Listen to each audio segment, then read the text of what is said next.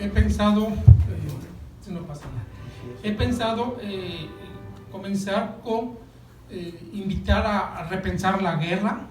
Estamos en el 2022, tenemos una guerra casi idéntica, una invasión de Rusia a Ucrania, ya se van a cumplir 2 meses, un mes, y esta nueva guerra la tenemos en el celular, en la prensa, en la radio, sabemos todo lo que está pasando en esta invasión rusa a Ucrania.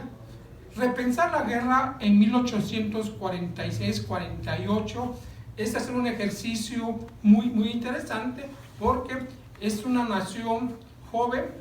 El Estado mexicano tiene 26 años que se ha formado, ha tenido que invertirle en estos 26 años mucho a la cuestión de equipar. El 70% del presupuesto en estos 26 años se está canalizando al ejército. El Estado mexicano tuvo que enfrentar la reconquista española, tuvo que enfrentar la guerra de los pasteles, tuvo que enfrentar esta guerra que se nos impuso por parte de los Estados Unidos en 1846-48, y esto nos hace repensar que era muy difícil la inestabilidad política. Si bien es cierto que en 1821 Agustín de Iturbide tuvo la genial idea de qué tipo de gobierno, ¿no? Hubo el primer imperio, después la República Federal, después en el 36 tenemos la República Centralista, y que es ahí justamente donde los tejanos se aprovechan. Y nosotros hemos pactado con la Constitución del 24, y ahora hay una nueva Constitución, y la Triple T, que es la terrible trauma tejano, es el paso en que los norteamericanos ven la urgente necesidad de ya tener una estrategia para la incorporación de Texas, y sobre todo esta actividad muy propia de los norteamericanos desde 1804, el de comprar. Han comprado la Luisiana, han comprado la Florida, y por qué no comprar ese gran territorio del norte de lo que fue la Nueva España. Y bueno, el primer embajador, Joel Poinsett, viene y les dice, tienen un territorio allá, les habitarlo, pues lo compramos, ¿no? Y finalmente el propio Agustín Iturbide sale nacionalista, y bueno, el segundo embajador también que nos manda, insiste que hay que se les venda el territorio. A este embajador, ahorita se me fue el nombre, le manda una nota al presidente de Norteamérica: mándame 5 millones de pesos para la compra, y en otra correspondencia le pide: de esos 5 millones puedo agarrar un poco para sobornar a uno que otro general mexicano, y eso lo hace que lo regresen a los Estados Unidos.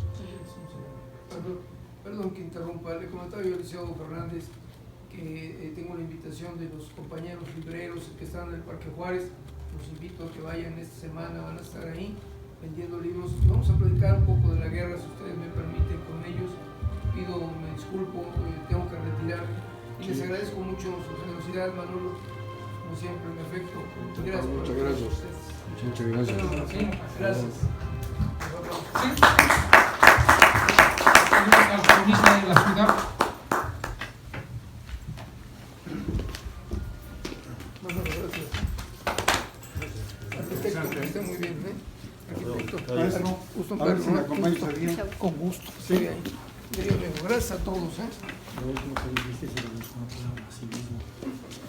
Entonces, repensar la guerra también es interesante, porque en este conflicto de casi 2 años hubo 7 presidentes. 7 generales. Entonces, imagínense, López de Santana, Joaquín Herrera, se van turnando la presidencia de la República en el conflicto. O sea que se está en el campo de batalla, pero a la vez está también en la grilla interna del país. Entonces, también esto nos refleja mucho la situación que se estaba viviendo en este momento tan trágico en la historia de nuestro país. Esta guerra de intervención, donde pues el Estado mexicano es joven, no hay ninguna, ya hay la experiencia de Francia, la experiencia de España, y ahora ver que hay una estrategia desde los Estados Unidos de invadir. En la declaración de guerra de 1846 ya se ve claramente la política expansionista del presidente Paul. Y bueno, son 3 partes: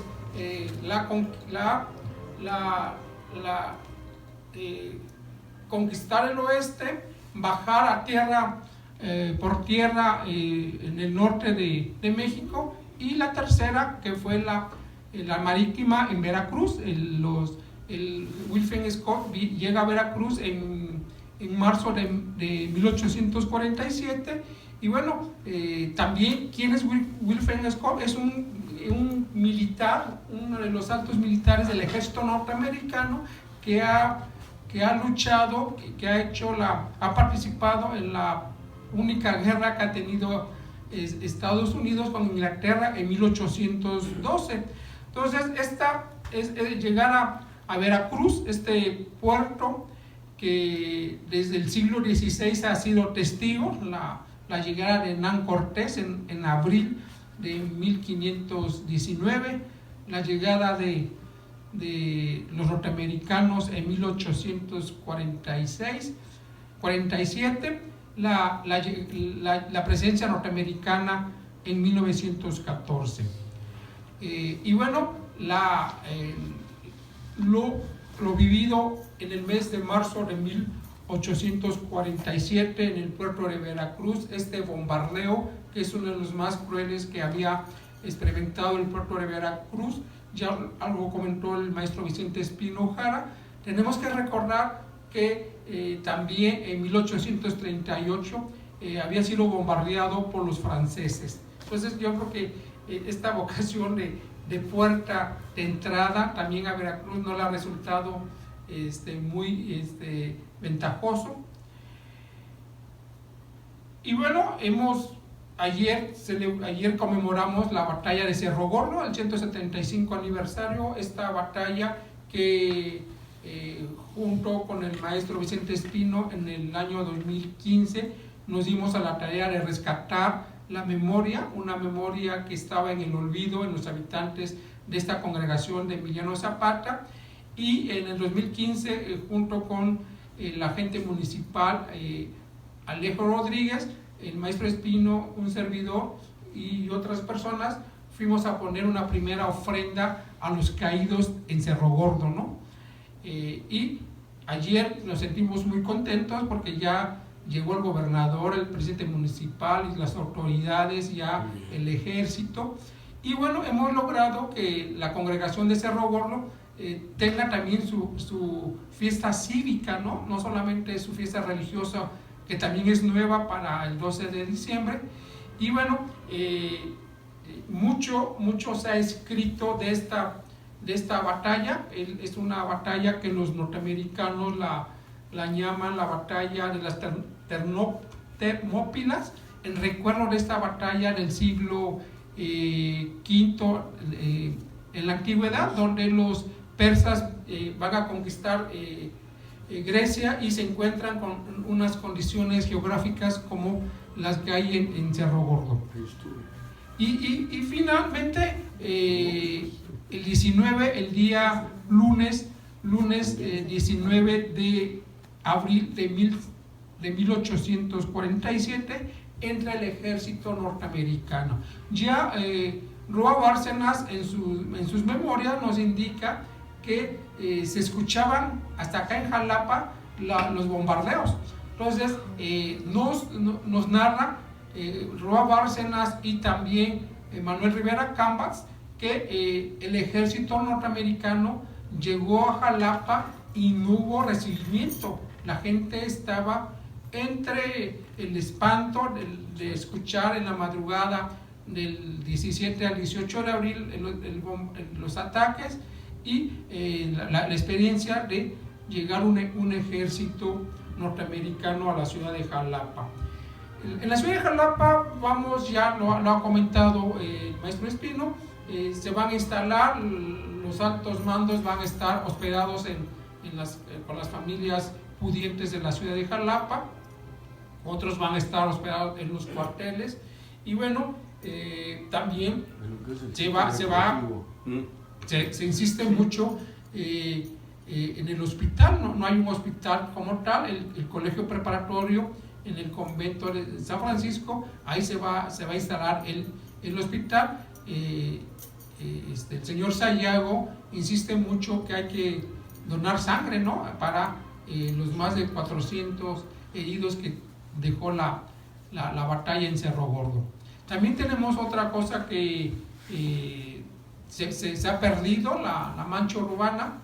Hay un número importante de norteamericanos fallecidos a consecuencia de la batalla de Cerro Gordo y también a consecuencia de la guerrilla aquí en la región de Jalapa, y se le pide a la iglesia del Calvario que done una parte de su terreno para crear el panteón para los norteamericanos.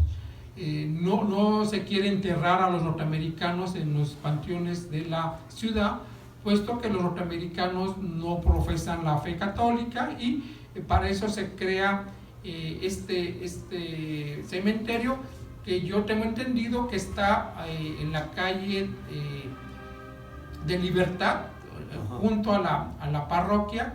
Está la casa parroquial, y esa parte se ocupó como el cementerio donde descansaron los norteamericanos que murieron en la ciudad de Jalapa. También hay otra cosa muy interesante, que el general Scott, el gobernador de la ciudad de Jalapa, le insiste que se respete todas las tradiciones católicas, muy diferente a lo que pasó en la ciudad de Coatepec, como nos narraba el cronista a ese momento. Aquí hay un respeto para la fe católica. Mucho se tiene que investigar en el Archivo Histórico Municipal de la ciudad de Jalapa.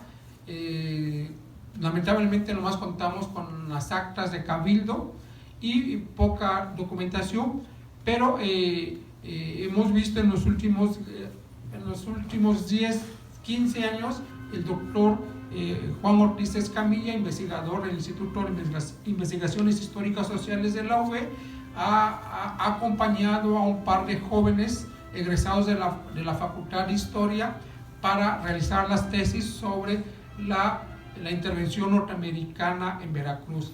Es el caso de Rafael Lot, un chico que vive en la ciudad de Córdoba, hizo su tesis sobre la intervención en la ciudad de Jalapa. Otro joven, Mario Alberto García Suárez, él hizo su tesis sobre la batalla de Cerro Gordo, y aprovecho, la semana que entra lo vamos a invitar para que nos diserte Mario Alberto sobre la tesis en Jalapa, la batalla en Cerro Gordo en 1847. Es muy diferente la presencia del ejército norteamericano en nuestra ciudad a cómo se vivió 20 años después.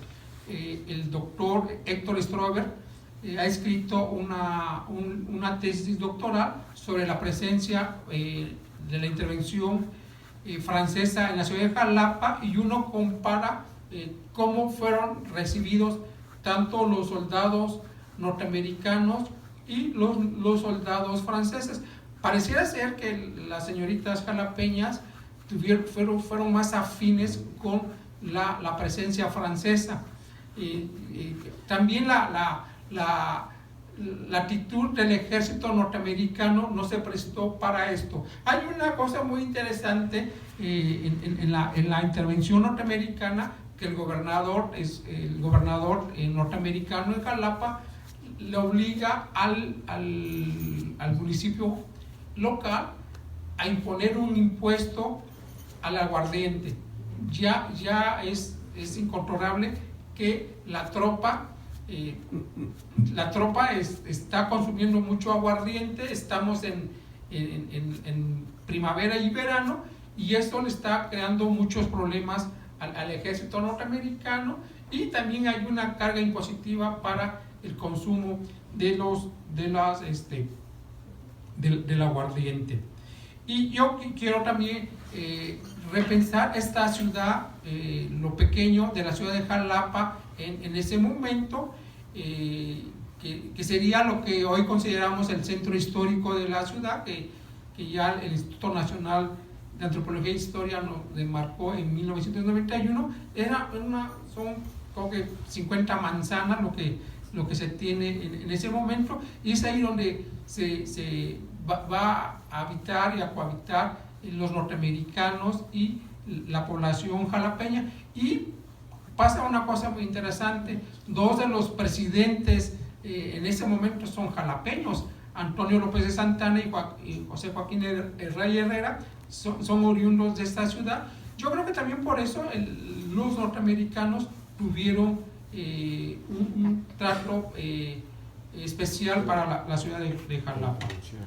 Y bueno, yo quiero invitarlos. En el 2019 se publicó en la UNAM un libro que se llama La Marcha Fúnebre, del doctor Peter Guarlino. Peter Guarlino es un investigador norteamericano y que nos va a recrear y nos va a hacer repensar esta guerra de intervención norteamericana de otra manera. Hemos visto que Josefina Vázquez Zoraida, la investigadora emérita del Colegio de México, que ha dedicado muchas páginas a la historia de la guerra entre México y Estados Unidos, y Peter Guarlino nos invita a repensar, a ver esos soldados norteamericanos que no son católicos, que son soldados que tienen necesidades fisiológicas, necesidades afectivas, de pensar en la familia,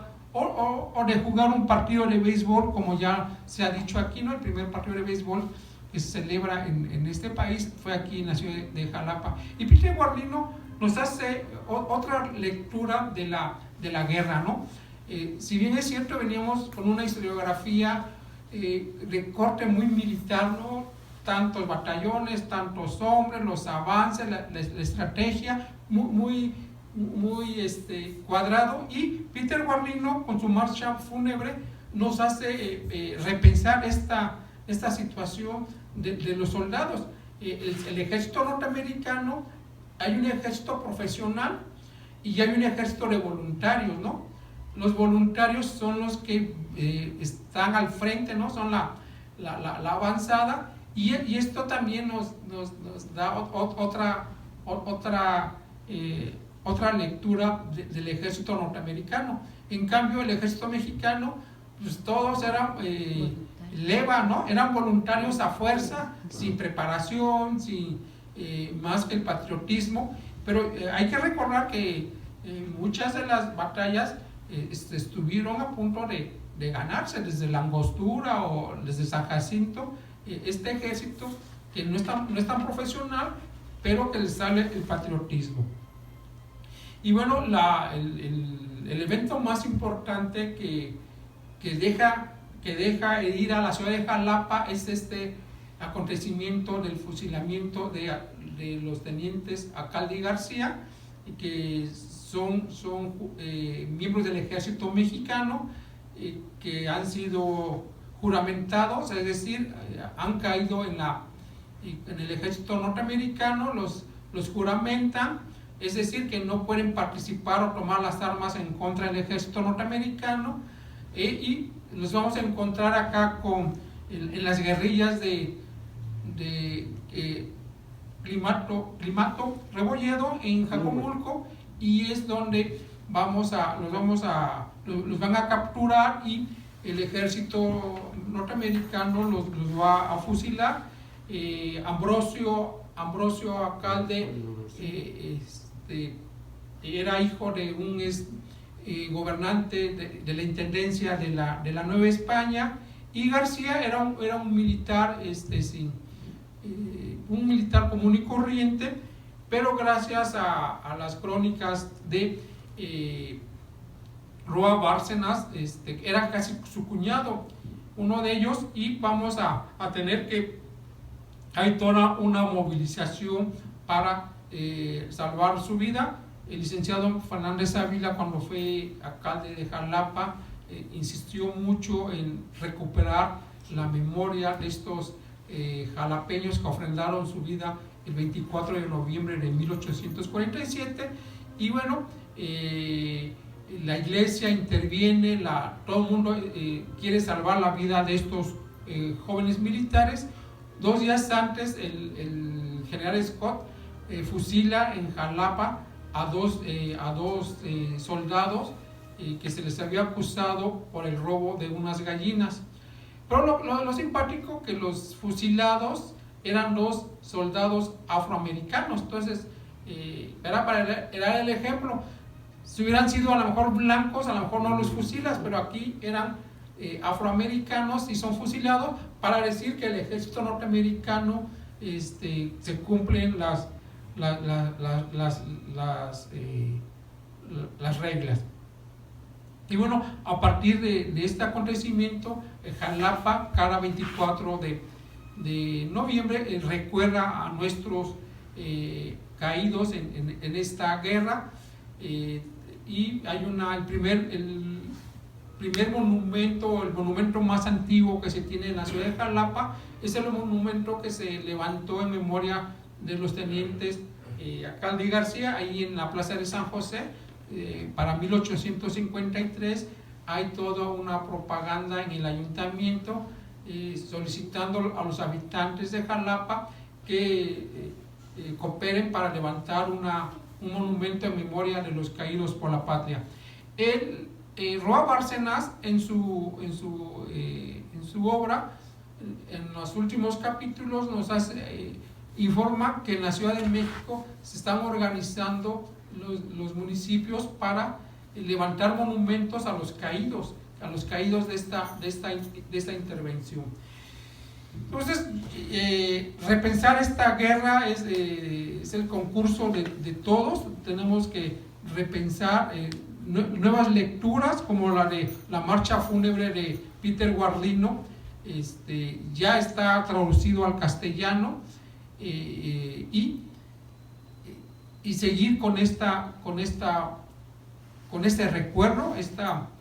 Ayer me dio mucho gusto que hay un explorador que está explorando en Cerro Gorro la fosa común donde fueron sepultados no solamente Ciriaco Vázquez, sino todos los caídos en la batalla de Cerro Gorro. Y finalmente esta intervención va a culminar el 14 de septiembre de 1847, cuando el ejército llega a la Ciudad de México y toma el Palacio Nacional. También hay que recordar que si bien es cierto que al ejército norteamericano tardó 5 meses de Veracruz Puerto para llegar a la Ciudad de México, a Hernán Cortés le tardó 3 meses. Hernán Cortés en 1519 sale de Zempoala en agosto, y para el 8 de noviembre ya lo encontramos en la Ciudad de México. Aquí el avance no fue tan rápido, porque la resistencia en Cerro Gorro, Jalapa, La Joya, Perote, Puebla y los pueblos cercanos a la Ciudad de México fueron poniendo la resistencia. Pues esta guerra que marcó al Estado mexicano, que lo transformó de un territorio de 4 millones de kilómetros cuadrados, pasa a ser un territorio de 2 millones de kilómetros cuadrados. 2.500.000 se perdieron o se arrebataron por la fuerza. Si bien es cierto que los Estados Unidos nos indemnizó con $15 millones, pero ya cuando están en la negociación le dicen a México, de los 15 millones me debe 7 millones y nomás te deposito el restante, ¿no? Y en los tratados de Guadalupe Hidalgo del 2 de febrero de 1848, en la Ciudad de México, muy cerca de la Basílica de Guadalupe, pues ahí termina esta guerra que fracturó al país, que lo transformó y que años después el presidente Antonio López de Santana tiene que convocar a un concurso para que se haga un himno nacional para convocar a la unidad nacional. El himno se va a estrenar en 1854, el 15 de septiembre, y a partir de este año tenemos este himno nacional. Y son muchísimas las consecuencias de esta guerra de intervención. En el mes de febrero la UNA hizo un coloquio de una semana y donde se analizaron desde los temas fronterizos, el agua, la cuestión de la educación, los pueblos que quedaron al otro lado. Y bueno, el recuerdo es este evento que ha organizado el licenciado Fernández Ávila, y invitarlos a seguir explorando, a seguir repensar la guerra, repensar a estos mexicanos que quedaron en el anonimato. Son miles y miles de mexicanos que murieron. Y bueno, López de Santana deja la presidencia y uno de los grandes avances, que por primera vez vamos a tener un presidente civil. Desde Guadalupe Victoria en 1824 hasta el 48, todos habían sido militares, y le va a caer la presidencia a Manuel de la Peña y Peña, que es el que firma los tratados. Es un civil, es un abogado que seguramente no le cayó bien esta responsabilidad. Él tuvo que firmar estos tratados de Guadalupe Hidalgo y ceder esos 2.500.000 kilómetros cuadrados que se perdió. Yo aquí la dejaría. Muy bien. ¿Alguna pregunta? Una pregunta. Dentro de las invasiones que funcionaron los norteamericanos hacia la República, yo tengo conocimiento que una fue que iban a entrar por Tamaulipas el general Perkins, pero la Primera Guerra Mundial distrajo esta invasión y se conectaron en Europa. ¿Hay algo de cierto de eso? Ay, sí, no, ya, yo todavía estoy en el siglo XIX, pero sí, hay mucha lógica, porque ellos están bajando, ¿no? Sí. Ellos, es más, en el Tratado Guadalupe Hidalgo, en las negociaciones, están diciendo que quieren Tampico, ¿no? Aquí el negociador Nicolás Thames, que es un diplomático norteamericano, le dice, no, el primer acuerdo dice tanta, y el presidente Paul, muy enojado porque quiere más, ¿no? Dijeron, pues ya tenemos el ejército adentro, ya están, el Estado mexicano ya está derrotado, pues que se le suben más territorios. Pero el negociador norteamericano, Nicolás Thames, se apegó al primer documento, nada de que le vamos sumando más territorio porque luego pensaron, ¿qué hacemos con el territorio? Los territorios del norte no están poblados, y los territorios del sur había población, eran católicos, españoles. Entonces ya pensaron que no era buena idea seguir pidiendo, porque ya eran poblaciones. Imagínense, Puebla, Monterrey, Veracruz, Tamaulipas, ya es una población. No es lo mismo tener allá en Utah o en California 10,000 habitantes o no sé cuántos, no recuerdo, que a tener a una población tan grande como en el centro del país. Dígame. Tengo entendido que se arrepintieron de no haberse quedado con Baja California Sur.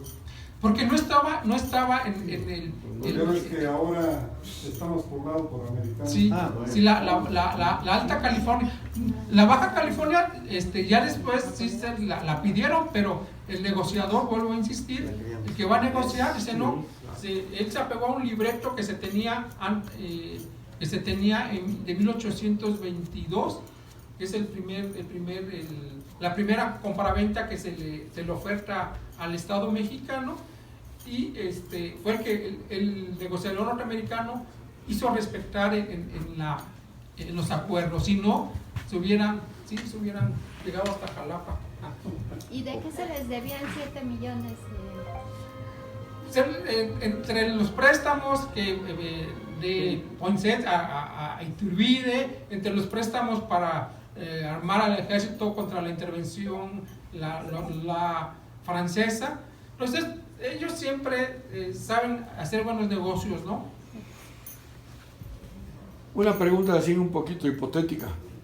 Si España no hubiera invadido, si Francia no hubiera invadido España con Pepe Botella, el hermano de Napoleón, el cura Hidalgo no se habría adelantado a la independencia en 1810 y quizás hubiéramos seguido bajo un régimen, una boyola española, los americanos no se habrían atrevido a invadirnos por el respeto a que España era el primer país del mundo. Sí. Qué bueno que me recuerda, y es lo primero que yo iba a decir, pero uno se pone nervioso cuando está uno acá arriba. El gran problema, el conde de Aranda, que era el embajador de España en Francia, le escribe al rey de España: aguas con Estados Unidos, es un pigmeo que se va a convertir en un monstruo. En 1780 le está diciendo: ¿por qué no hacemos, por qué no los virreinatos los convertimos en reino? Madrid se convierte en la metrópolis, y esto hubiera evitado toda esa situación de guerra, ¿no? Finalmente los franceses, a la venta de Luisiana, Napoleón fue muy ágil, ¿no? Sí, bajó. Los norteamericanos tenían el billete, le vendemos, después la Florida. Entonces yo creo que estaban acostumbrados a comprar, pero aquí yo creo que Agustín de Iturbide, entre lo mucho que se le puede rescatar, fue el primero que se expande, ¿no? Aquí no vamos a vender. Y yo creo que Hidalgo, a mí me cae muy bien la figura del cura Hidalgo, porque es un ilustrado, ¿no? Alguien que está conectado con el mundo, que está conectado con Francia y que sabe. Yo creo que el cura Hidalgo, esta intervención del Pepe Botella en 1808, aprovechó él ya. Hidalgo, que es mujeriego, jugador, le gusta el teatro, ha perdido las haciendas de la familia, pero no iba a independizarse No. de España. no, ellos No, por los impuestos, ¿no? No. Fue en la imposición de la corona que les quería cobrar más, ¿no? sí también. Fue uno de los motivos. Y bueno, los criollos estaban enojados, ¿no? Los criollos decían: ¿cómo es posible que soy español por todas partes? Mi único pecado es que nací en las tierras, en tierras americanas. Y yo creo que los criollos ahí tuvieron un papel muy importante para... Yo creo que cuando hizo el grito de la independencia era para que no entraran los franceses acá. Sí, porque está viva Fernando VII. Exactamente. Viva Fernando VII. Sí. La historia nuestra hay que analizarla un poquito con mayor detenimiento. Hay otra cosa que me parece también muy importante que se valdría analizar. Don Agustín de Iturbide no quería ser monarca. El régimen monárquico se lo ofrecieron. Él no quería ser emperador, pero lo ofrecieron, pues, obviamente por la influencia europea. Y la documentación que ya estaba, si no quiere Fernando VII, el hijo.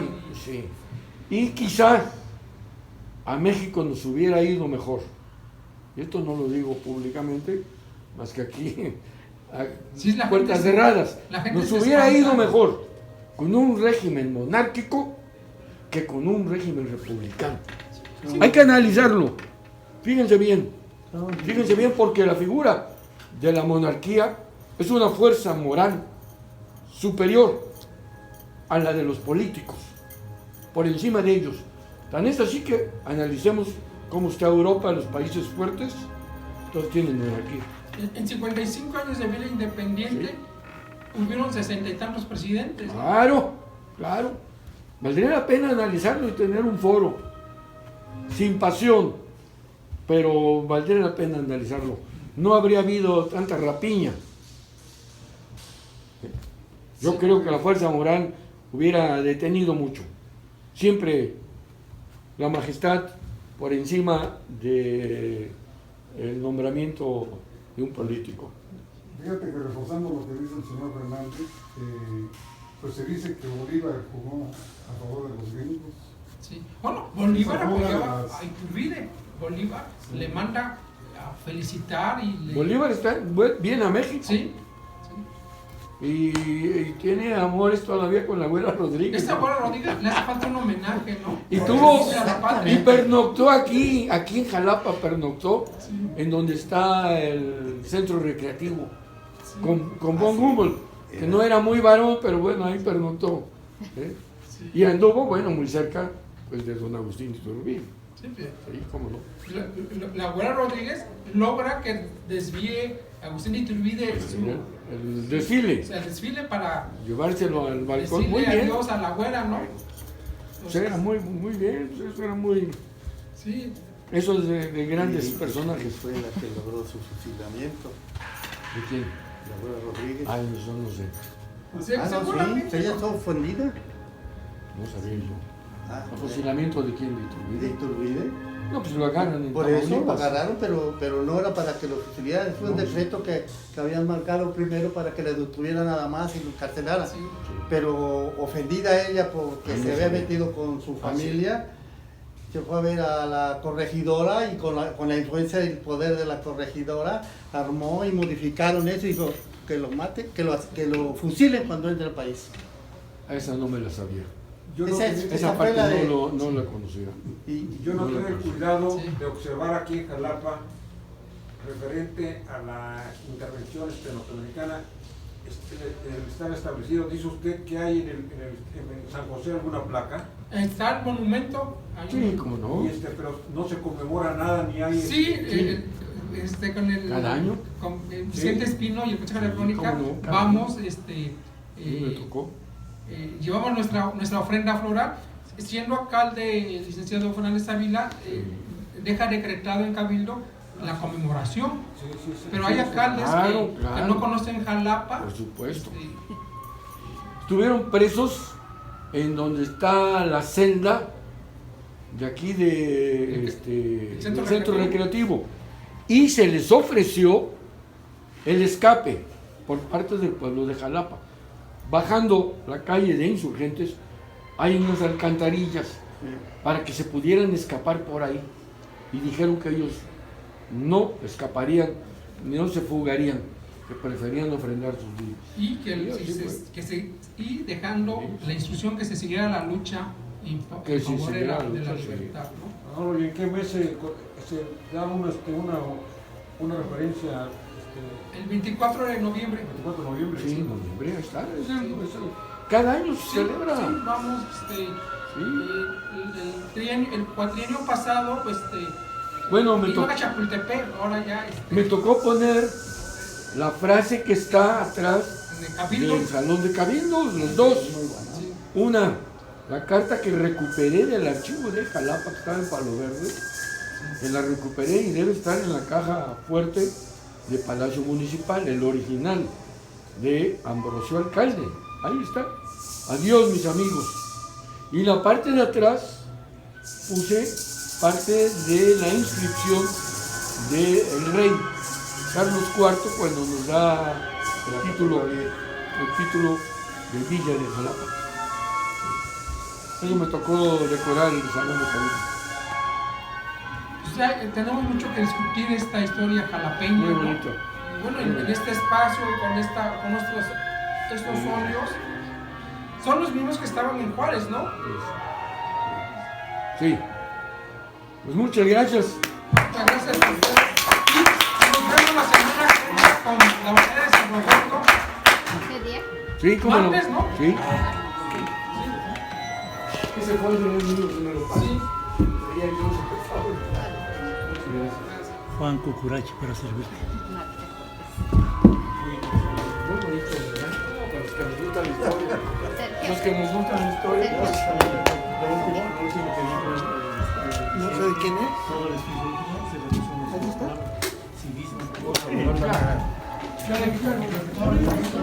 Gracias.